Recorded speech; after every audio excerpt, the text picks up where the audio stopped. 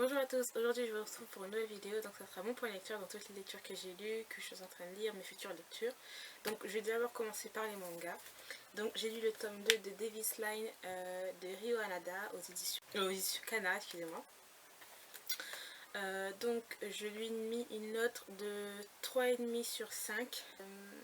Ouais, de 3,5 sur 5. Le premier tome j'avais vraiment beaucoup aimé.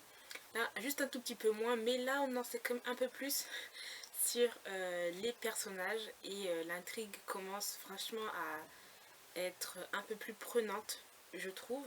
Mais il me manquait un petit truc en fait. Tu vois, il y avait quelque chose qui me dérangeait un peu. En fait, je crois que c'est dans la façon des dessins en fait, je pense.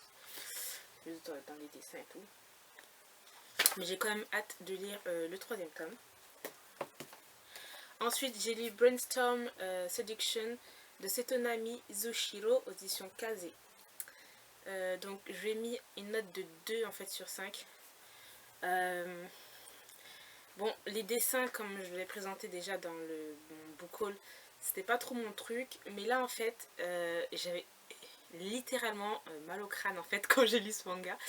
Simplement parce qu'en fait il y a trop de personnages qui parlent partout, un tout petit peu partout en fait. Il faut suivre hein, parce que voilà, en fait c'est voilà, ces 5 personnages que vous voyez là en fait là, ils sont dans la tête d'une personne en fait. C'est eux qui commandent un peu tous ces faits et gestes, voilà, le pessimisme, l'optimisme, la mémoire, la raison, etc. C'est un josei, donc c'est un shoujo un peu plus adulte en fait. Il y a trop, ils parlent tous trop en même temps en fait, et ça m'a agacé en plus. Donc voilà. Ensuite j'ai lu Silent Voice le tome 5 de Yoshitoki Oima aux éditions Kiyun. Donc là j'ai mis un 3 sur 5 en fait. J'ai été... En fait les personnages commençaient gravement à me saouler en fait. Mais la fin, franchement, je me suis dit mais en fait qu'est-ce qu'elle a dans la tête la jeune fille qui est sourde en fait. Je me suis demandé en fait qu'est-ce qu'elle avait dans la tête pour qu'elle puisse faire en fait ce... Enfin je peux pas vous dire mais voilà c'est... Et c'est ça qu'en fait qui m'a donné envie de lire le tome 6 et savoir ce qui va se passer, parce que quand même là je me suis dit mais quand même tu la vois sourire etc, mais en fait elle doit comme elle a un esprit très faible, très fragile en fait. Donc voilà, j'ai hâte de lire le tome 6. Ensuite j'ai lu Private Secretary de Aya Oda. Bon en fait là j'ai mis un 2 sur 5 et franchement j'ai été trop déçue par ça. Franchement ça m'a plus qu'agacé qu'autre chose. 20 entretien d'embauche et c'est le patron qui est là, qui lui fait cet entretien, et elle tombe complètement sur le charme et tout. Il demande de faire ceci, cela, mais en fait elle écoute même pas ce qu'elle dit. Elle dit oui oui, et en fait elle a dit oui oui à ce qu'il a dit. Il a dit oui tu feras ce que je veux, etc. Bref, c'est tout le jour, c'est un peu le même truc où c'est la fille un peu nunuche avec l'employeur sadique et qui est voilà, elle est un peu soumise, etc. Bon, franchement c'était vraiment très bof hein. Donc je vais essayer quand même de ne pas m'arrêter aux couvertures. Voilà, parce que c'est juste la couverture qui m'intéressait. J'avais pas lu de quoi ça parlait. Et là, déçue en fait. Ensuite, j'ai lu le tome 6 de Daytime Shooting Star de Mika Yamamori. Oh my gosh, j'ai adoré. Donc j'ai mis un 4,5 sur 5. Il est vraiment trop bien. Et là, mais je n'ai qu'une hâte, c'est de lire le tome 7 et voir exactement ce qui se passe. Les deux personnages se rapprochent. Franchement, j'adore. Les dessins sont vraiment trop beaux. J'aime beaucoup. Voilà, et le personnage, enfin, le professeur se demande si ce qu'il fait c'est vraiment bien ou pas, etc. Donc franchement j'ai trop hâte de lire la suite. Et il sort en plus en mai, je crois. Bref, je sais pas, il faudrait que j'attende. Ensuite j'ai lu le tome 2 de Lesson of Evil. Donc donc je crois que c'est les dessins de Eiji Karasuyama et c'est d'après l'œuvre de Yosuke Kishi.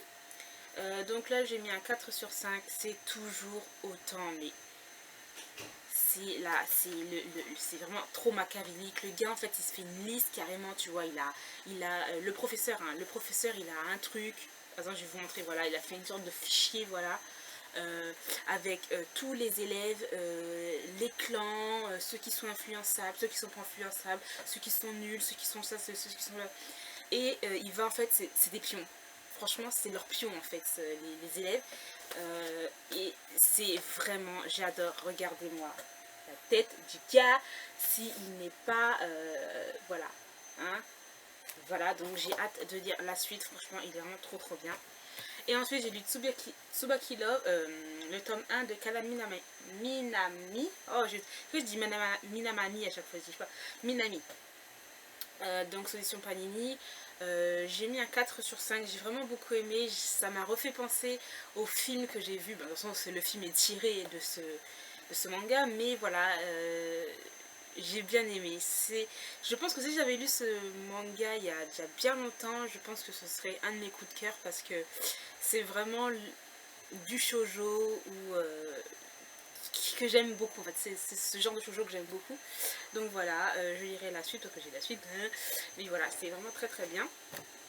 Donc ensuite on va passer au roman. Donc j'ai lu le tome 2 de La Passe Miroir, donc Les Disparus du clair de lune de Christelle Dabos.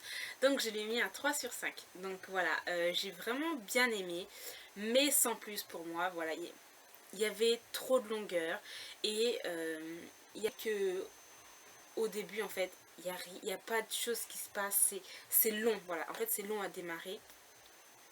Et j'aime beaucoup Ophélie parce que là on voit l'évolution, elle évolue tout au long du livre et ça j'ai beaucoup aimé. Il y a aussi, il y a des trahisons, il y a toujours des complots, etc. Mais moi franchement c'est Thorne et Thorne le personnage de Thorne en fait, qui m'intrigue et que j'attends chaque fois ses apparitions. C'était un peu comme dans le tome 1. Le tome 1, j'attendais aussi ses apparitions. Et là, j'attendais encore les apparitions de Thorne parce qu'il est très intriguant. Je veux en savoir plus sur lui. Il a des comportements où voilà, on a l'impression qu'il est peut-être méchant, peut-être gentil. Mais en fin de compte, il n'est pas comme ça. Voilà, on sait beaucoup d'idées sur ce personnage. Et quand il est là, quand il y a des interactions avec le personnage d'Ophélie, j'adore encore, mais c'est vraiment ce personnage-là, moi je trouve, qui fait tout le livre, mais il y a l'univers aussi, hein, l'univers qui est vraiment très riche, qui est vraiment... je trouve que ça, adapté au cinéma, ça doit être vraiment... esthétiquement, je pense que le visuel devrait être vraiment sublime s'il est adapté en film, ce livre. Mais voilà, moi j'ai bien aimé, mais c'est vraiment pas un coup de cœur quoi que ce soit. En fait. Voilà, ensuite j'ai lu une lecture VO, donc My Life Next Door de Huntley Fitzpatrick, donc j'ai adoré, j'ai mis un 4 sur 5, c'est vraiment une lecture à lire en fait en été. Franchement c'est vraiment un bon contemporain, enfin un bon young adulte contemporain à lire en été, c'est vraiment la période quoi. Et moi j'ai adoré, c'est vraiment une jolie histoire entre deux adolescents avec des différentes familles en fait. Donc on a on a Samantha, donc parce que c'est le personnage principal de l'histoire. Donc Samantha Reed qui vient d'une famille, elle a une sœur et une mère. Leur père est parti et elle fait partie, sa mère en fait fait partie des campagnes électorales, etc. Elle a de l'argent, mais voilà, c'est pas vraiment une vie de famille très bien quoi en fait, donc elle est plus seule qu'autre chose. Et on a Jace, donc Jace Garrett, qui c'est complètement le contraire d'elle, de sa famille en fait. C'est une famille nombreuse, très bruyante, il y a 8 enfants, voilà, et voilà, ils font beaucoup de bruit, enfin là c'est famille nombreuse, etc., mais ils s'aiment, etc. Voilà, c'est autre chose par rapport à la famille de Samantha. Et Samantha, elle se réfugie à chaque fois sur son toit, et elle a observé ses voisins des années et des années.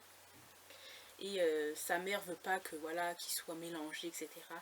Et un jour, Jace va l'accoster, etc. Et il va commencer à avoir... Et là va commencer l'histoire en fait. Et c'est vraiment trop joli. J'allais dire, c'est vraiment une romance d'été. Enfin, franchement, c'est super doux. Moi, j'ai complètement adoré. Donc franchement je suis vraiment pas déçue, j'ai pas été déçue du tout. En plus vers la fin, bon, on a une petite situation où Samantha devra faire des choix, etc. Et Voilà, donc c'est vraiment très très bien, j'ai complètement adoré. Donc c'est vraiment un tome, c'est un one shot, hein. Il n'y a pas de suite. Et ensuite j'ai lu Un soupçon de péché de Elisabeth Essex, donc c'est aux éditions J'ai lu, collection Aventure Passion, donc c'est une romance historique que j'ai mis 2 sur 5 en fait, j'ai pas aimé en fait, en gros c'est ça. Le speech c'est de la Corte qui déteste Celia Burke qui est surnommée l'ensorcelante, voilà, parce que je la déteste, parce que voilà, soi-disant, elle lui a envoyé une lettre de chantage, etc. Et sa sœur est décédée par rapport à ça, un truc d'un genre, c'est un malentendu, etc. Il va la détester, mais comme vous pouvez bien le deviner, en fin de compte, voilà, donc de détester, ça va passer à aimer, mais j'ai trouvé ça vraiment très très beau. C'est pas. C'est. Ouais.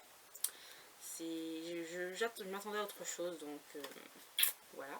Ensuite, ce que je suis en train de lire, c'est Des mensonges dans nos têtes de Robin Talley, donc c'est édition Mosaïque, enfin c'est collection Harlequin, édition Mosaïque. Je suis en train de lire ça. Enfin, c'est ce que je vais lire tout à l'heure parce que j'ai pas commencé. Mais ça se passe en Virginie dans les années 1959. Donc voilà, en gros c'est la période de la ségrégation, etc. Donc ça a l'air très très bien. Et ensuite ce que je vais lire après, donc c'est Clair Obscur de Lily Haim. Donc là c'est une romance MM que j'ai hâte. Lily Haim, je l'adore, j'ai lu d'elle Mathias, la série Mathias et Hélène, que j'ai complètement adoré. Donc là j'ai vraiment hâte de lire celui-là aussi.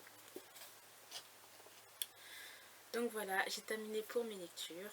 J'espère que cette vidéo vous aura plu. Je vous dis à très très bientôt.